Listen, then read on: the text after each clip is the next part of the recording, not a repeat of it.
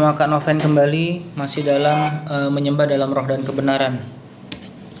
Dalam hal ini kita masuk ke Q&A level yang kedua untuk pemuda maupun sampai dengan mahasiswa ya. Menyembah dalam roh dan kebenaran dari kutipan Yohanes pasal 4 ayat 22 sampai dengan 23. Masih dalam konteks ini pertanyaan kelima adalah apakah ibadah online salah? Jawabannya tidak otomatis salah. Tetapi Yohanes 4 juga tidak mengajarkan ibadah sendirian saja cukup.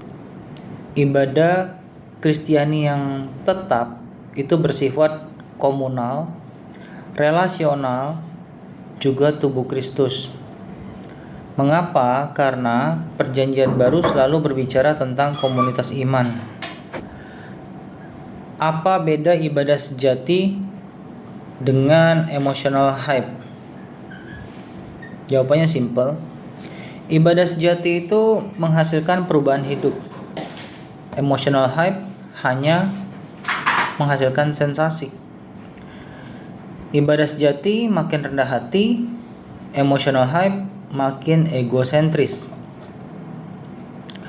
Ibadah sejati makin cinta kebenaran, sedangkan emotional hype hanya cari pengalaman. Ibadah sejati bertahan saat sunyi, emotional hype tergantung suasana hatinya seperti apa atau suasana lingkungannya seperti apa. Mengapa? Karena Roh Kudus membentuk karakter, bukan sekedar sensasi. Yang ketujuh, apakah liturgi tradisional salah? Jawabannya tentu tidak. Yang Yesus kritik dalam Yohanes pasal 4 ayat 22 sampai dengan 23 adalah ritual yang tanpa hati. Bukan ritual itu sendiri. Sekali lagi ya, yang dikritik Yesus itu adalah ritual tanpa hati. Bukan ritualnya itu sendiri. Mengapa? Karena bahkan Yesus sendiri ikut ibadah di sinagog pada hari raya Yahudi. Lalu untuk level yang ketiga, untuk dewasa dan pembina dalam pendalaman Alkitab. Pertanyaan ke-8, apa hubungan Yohanes pasal 4 dengan Trinitas? Ya, atau dengan Tritunggal? Jawabannya simple. Pribadi Bapa berperan sebagai tujuan ibadah itu sendiri, berelasi dengan Bapa. Sedangkan anak ya, Yesus itu adalah akses. Masih ingat kan Yohanes 14 ayat 6? Kata Yesus, akulah jalan, kebenaran dan hidup. Jadi Yesus adalah aksesnya kepada Bapa. Lalu Roh Kudus apa peran sertanya? Roh Kudus yang memampukan kita, yang mendorong kita untuk sadar, untuk berelasi dengan Bapa. Nah, kita bisa lihat dari Efesus pasal 2 ayat 18. Kenapa itu sangat penting? Karena ibadah Kristiani yang sejati itu bersifat Tritunggal atau Trinitarian. Yang ke-9, apakah roh dan kebenaran itu dua hal yang terpisah? Jawabannya kemungkinan besar tidak.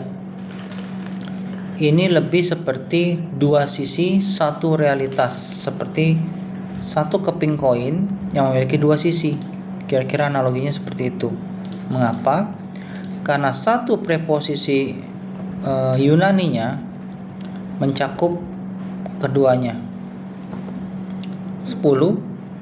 Apakah bahaya ibadah tanpa kebenaran? Jawabnya, ibadah tanpa kebenaran bisa menjadi apa? Manipulatif. Kedua, bisa sesat. Yang ketiga, hanya terjebak main di emosi saja. Mengapa? Karena pengalaman tanpa fondasi mudah menipu dan tertipu.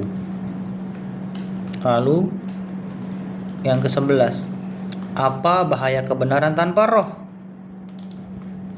Kebenaran tanpa roh itu bisa menjadi dingin, legalistik, juga arogan. Mengapa? Karena informasi teologi tanpa kasih dapat mengeraskan hati.